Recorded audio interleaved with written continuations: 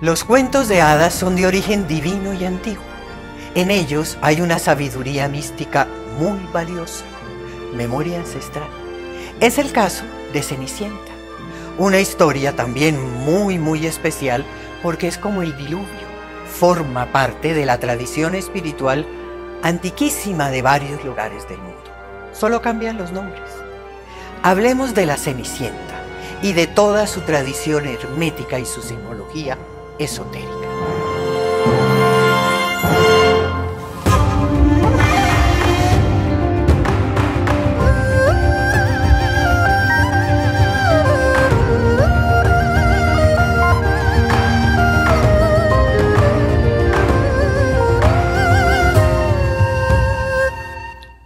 Hola amigos, soy Irene Robledo Strauss y ha llegado el momento de recuperar la memoria. Para comenzar esta tercera temporada, he seleccionado el cuento de hadas de la Cenicienta, un cuento lleno de sabiduría ancestral, de sabiduría espiritual, de simbología, precisamente para ese despertar de la conciencia. Una historia preciosa, contada durante varias civilizaciones. Y estoy hablando que esta historia se conocía en Grecia, en China. Hay historias de la Cenicienta en Francia, en Arabia, en Italia, en la Persia antigua, con muy poquitas variaciones. Hoy vamos a hablar de la Cenicienta, de toda su tradición hermética y su simbología esotérica.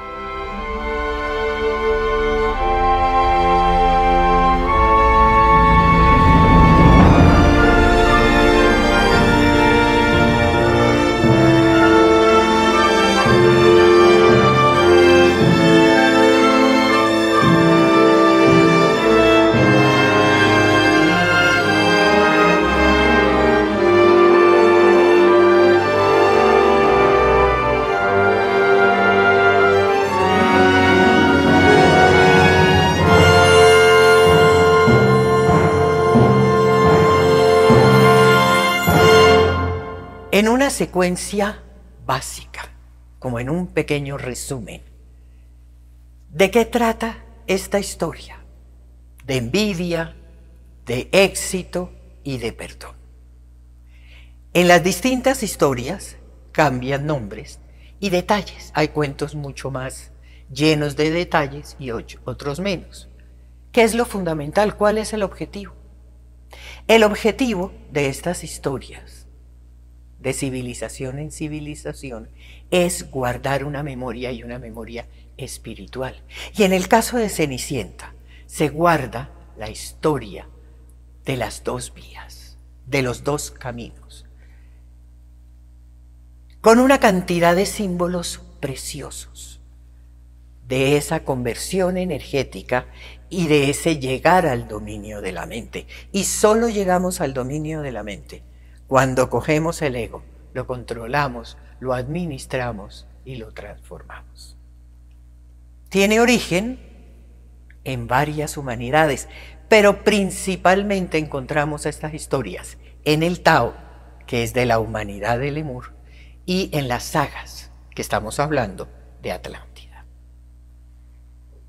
Pensemos en ese cuento y en un pequeño resumen. Es una persona virtuosa que tiene dos hermanas muy envidiosas. Hay una serie de situaciones y de circunstancias donde hay anulación, donde hay sufrimiento. También después ocurre o se logra una magia y ocurre una conexión maravillosa. Y posteriormente Cenicienta vuelve, la protagonista regresa, perdona, ayuda, olvida y vive feliz. Estas son unas historias muy viejas.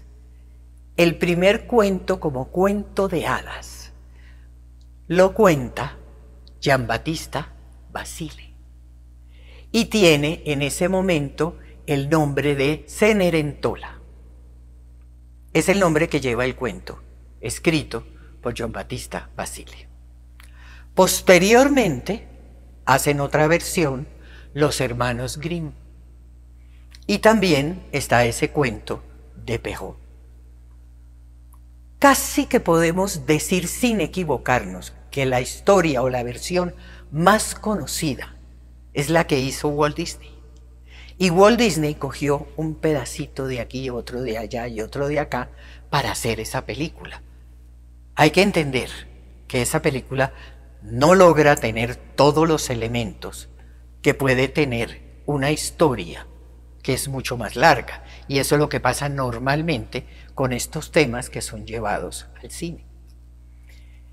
Precisamente este cuento escrito por Perrault, que es el que voy a coger yo hoy, sale en esa bellísima colección de él, de los cuentos de Mamá Ganso.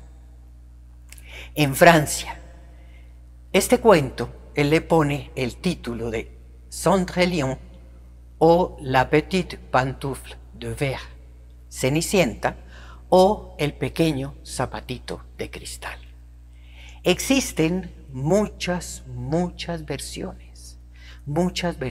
Por ejemplo, todos sabemos que en el Reino Unido o en inglés a este cuento se le dice Cinderella. En Alemania es Aschenputtel. En toda la parte del norte se conoce como Askepot. En Islandia se le conoce como Eskebushka. En Rusia es Solushka. Pero, en resumidas cuentas, son distintos nombres, pero el contenido es esencial, es el mismo. También quiero mencionar algo que es importante, porque es el medio o el acceso a la información que tuvieron tanto Basile como los hermanos Grimm como Perrault para llegar a estas historias, para llegar a esta memoria, para llegar a esta tradición hermética con toda su simbología esotérica tan bella. Basile tuvo acceso a toda esa nobleza de Nápoles, de Venecia. Tuvo esa cercanía. Los hermanos Grimm a Alemania, a Prusia, y Perrault en Francia, a toda la corte de los Luises. Inclusive, él perteneció a la Academia Francesa. Y la Academia Francesa, si ustedes investigan, hasta hoy, es de un círculo muy selecto de personas. Creo que los personajes que la conforman no son más de 40. Y aquí lo importante no es la nobleza. Aquí lo importante es que todos esos escritos, esos libros, esos papiros, esos documentos, no importa, estaban guardadas en esas fabulosas bibliotecas a las que ellos, afortunadamente, tuvieron acceso. Retomemos un poco esa versión de Perrault, lógicamente que no puedo extenderme grandemente en los detalles. Cenicienta era la hija de un señor viudo. Un señor que contrae matrimonio con una dama que tiene 2 hijas. 2 hijas bastante complicadas y bastante horribles. Y entre la madrastra y las 2 hijas maltratan, esclavizan y maltratan a Cenicienta. Y además, la madrastra tiene un manejo muy particular del padre, además de que el padre, en el cuento llega un momento en que se desaparece, como si no existiera.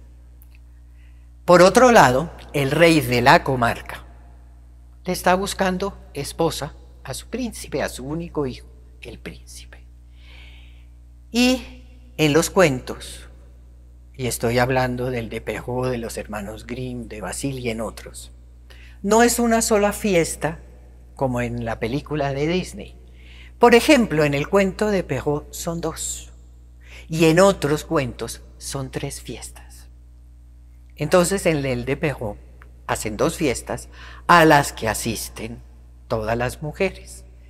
Y en estas fiestas, por ejemplo, en la primera fiesta, Van las hermanas, va la madrastra, inclusive Cenicienta las ayuda a que estén arregladas, peinadas, organizadas, divinas. Y a ella la madrastra la deja encerrada. Y es cuando aparece el hada. Y con su varita le convierte su vestido de harapos en un vestido maravilloso. Coge la calabaza y la convierte en un carruaje.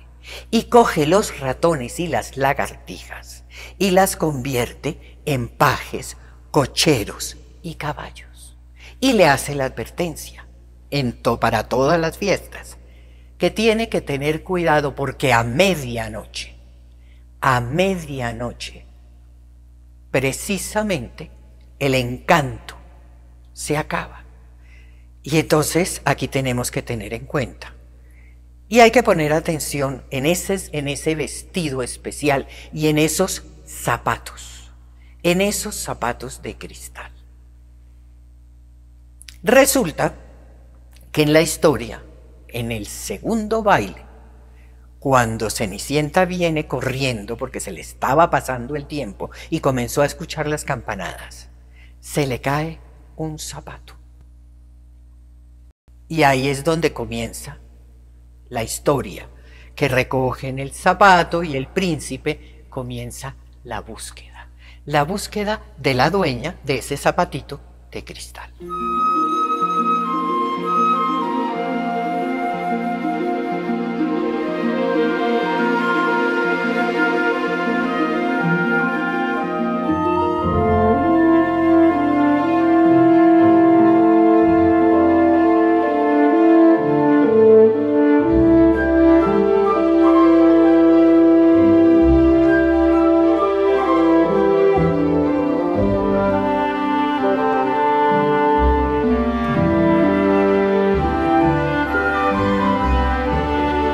Aquí en esa búsqueda de la dueña del zapato hay toda clase de versiones. Inclusive la madrastra le dice a una de las hijas que se corte los dedos, precisamente para que le quepa el zapato. Pero bueno, el zapato se lo miden a todas las mujeres de la corte, pero solo le queda a Cenicienta.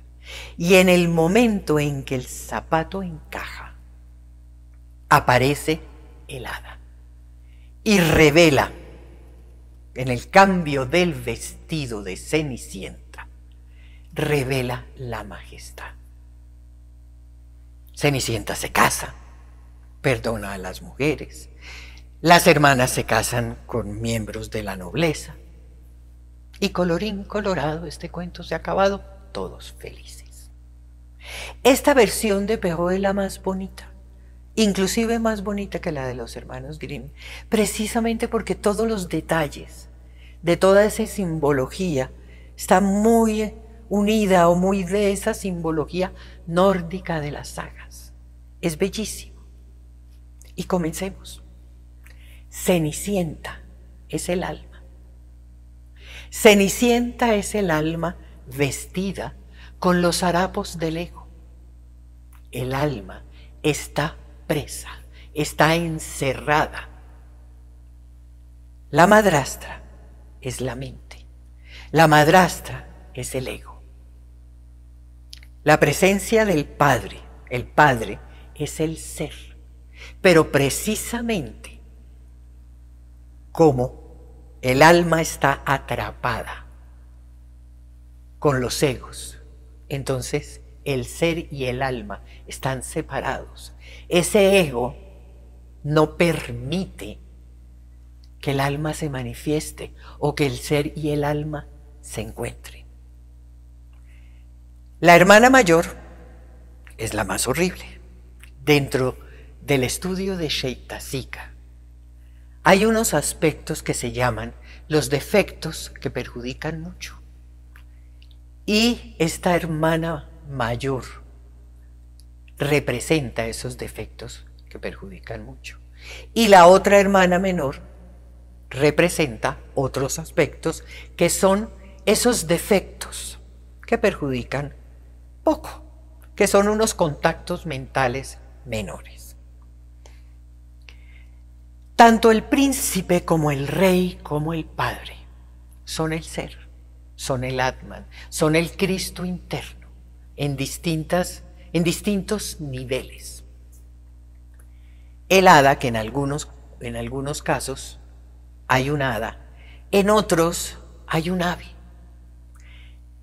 Ya sabemos que en muchos casos el ave representa precisamente la energía y representa esa conciencia, ese Shakti y esa conexión importantísima con la naturaleza. Todos los bordados, los colores, las hileras de pajes, toda esa cosa hermosa y detalles del cuento, los detalles en oro, los detalles en plata, hablan de la energía, son símbolos absolutos de la energía. La medianoche simboliza que lo importante, lo lindo, lo espectacular, no está en lo material. A la medianoche, se devuelve, se acaba la magia, la verdad, la realidad, y devolvemos al mundo material, aquí, a lo pesado. Los bailes. Les conté que en unos son 2 bailes, en otros son 3 bailes, y que a Disney le tocó poner uno. Los bailes representan el desdoblamiento. Y en los cuentos, en el primer baile, Cenicienta tiene un vestido bellísimo. Es su desdoblamiento a la siguiente dimensión, a la dimensión del tiempo. En el segundo baile, el vestido es todavía más decorado, más hermoso, más lleno de brillo, de joyas. Es el desdoblamiento a la quinta dimensión. Y el tercer baile, el vestido es todavía más hermoso, todavía ya más fuera de cualquier concepción, y es el otro desdoblamiento hacia lo que conocemos como el cuerpo causal. Los bailes simbolizan eso, simbolizan el desdoblamiento, simbolizan las dimensiones superiores, simbolizan la iluminación. ¿Qué simboliza esa zapatilla de cristal? Esa zapatilla de cristal simboliza en el momento en que se ajusta al pie, en el momento en que se ajuste al pie, simboliza el ensamble de los cuerpos. Están todos los cuerpos superiores y está el momento de la encarnación. Entonces, en el momento en que ocurre ese ensamble, ensambla también la memoria. Es esa memoria y el ensamble de los cuerpos. Es absolutamente bello. Esa medida del zapato, ese pasar a ver a quién le queda, también representa la conciencia del samadhi. Ya después, más adelante, cuando se casa Cenicienta con el príncipe, son las bodas del alma. Es el regreso al origen, el ser y el alma. Es la unificación del ser. Y como les comentaba también hace un rato, en el cuento el padre ni aparece prácticamente. Es un personaje totalmente desconectado. Es un personaje ignorante de toda la situación. Y representa precisamente la desconexión que tenemos con nuestra esencia. Representa ese olvido, representa esa falta de memoria, representa esa falta de conciencia. También en todos los cuentos, la belleza de Cenicienta, a pesar de los harapos y a pesar del vestido y de la ceniza y de todo, siempre está presente. Cenicienta es bellísima. Y eso representa también la majestad del alma. Quiere decir que la mente, por más que lo intente, la madrastra, esa mente con todos los egos, la mente jamás puede tapar, puede ocultar precisamente la majestad del alma. La búsqueda incesante del príncipe, de la dueña del zapatico, representa a nuestro Cristo interno, representa al ser siempre buscándonos. Y cuando digo buscándonos me refiero a ver por qué lado, porque siempre está con nosotros, pero por qué lado logra y establece esa comunicación. Esa carrera de Cenicienta bajando las escalinatas representa el regreso. Acuérdense que la medianoche, allá está la verdad, allá está el mundo real, en esos bailes, en esas dimensiones, en esos lujos, allá está la verdad. Cuando bajamos las escalinatas a medianoche, volvemos aquí a la verdad de la ilusión de la materia. Y eso es muy importante. Queridos amigos, todo lo que tiene que ver con Cenicienta habla precisamente del Dharma, de esa unión de todo con todo. La mente enreda, está la memoria, el zapato, las hijas que representan el postergar. Hay tanto que decir todavía, pero no se puede. Aquí hay cosas importantes que son las que menciono. Hay otras versiones, no solamente las que comenté hoy, sino otras, pero son parecidas y todas tienen el mismo objetivo: guardar esa memoria con unos símbolos divinos del despertar. Estos son los principales, porque hemos perdido la memoria y es necesario recuperarla. Suscríbanse, denle like, entren a Gilda Strauss, vean los programas, oigan los programas de radio en directo, en diferido. Los invito a que entren al blog y los invito a las meditaciones. Y vuelvo y hago hincapié en la música, una música muy especial que ayuda a concentrarnos y ayuda a activar esa memoria que hemos perdido. Gracias, hasta un próximo tema y un próximo video.